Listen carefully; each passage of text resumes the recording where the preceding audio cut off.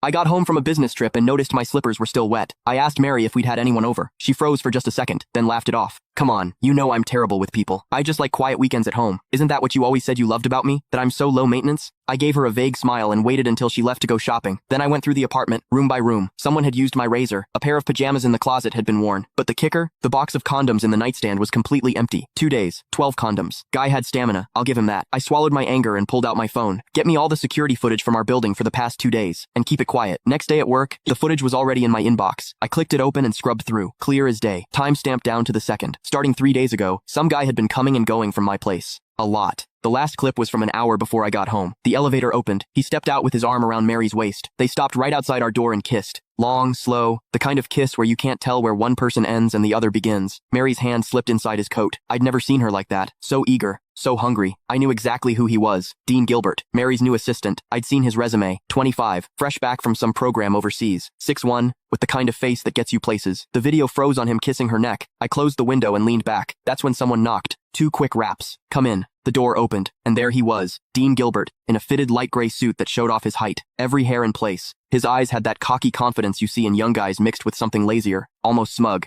He was holding a folder. Chairman Dickerson. His voice was all business. President Henson asked me to bring over the year-end bonus list for your signature. He walked to my desk and set the folder down. No small talk. Didn't leave. Just stood there, waiting. Perfect posture. But his eyes drifted past me to the bookshelf like this was just some boring errand. I looked up at him. He didn't flinch. He even smiled, a smile that was hard to read. Normally, when Mary sent stuff like this or had her secretary bring it, I'd glance at the total and sign. She handled HR and finance. I'd always given her free rein. But today, I picked up the folder, opened it. I went through page by page. Bonuses ranged from tens of thousands to a few $100,000, nothing unusual for this year. Then I hit the last page. My hand stopped. Next to Dean Gilbert's name was a long string of numbers. Year-end. Bonus. $1 million.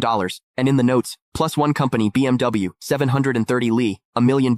A BMW 7 Series, for an assistant who'd been here less than 6 months. I stared at that number for 2 seconds. Then I looked up. Dean was watching me. That little smile had gotten bigger, and there was something in his eyes, now impatience. Chairman Dickerson, is there a problem? His tone was still polite, but there was an edge, a push. Miss Henson is waiting to head out. He made sure to emphasize those last words. I picked up my Mont Blanc pen and uncapped it. The tip hovered over the signature line. Didn't touch down. Mr. Gilbert, you've been with the company about 5 months now, right? My voice gave nothing away. 1 week shy of 5 months. Quick answer. Smooth. I said nothing. I signed. Thank you, Chairman Dickerson. He took the folder back, flipped to check my signature, then closed it. And right as he turned to leave, I caught it. His lips moved. Fast and silent. No sound. But I could read it clear as day. 3 syllables. Old bastard. He didn't even bother closing the door behind him. I stayed in my chair. Didn't move. The pen cap clicked back into place. Sunlight streamed through the window, falling across my desk.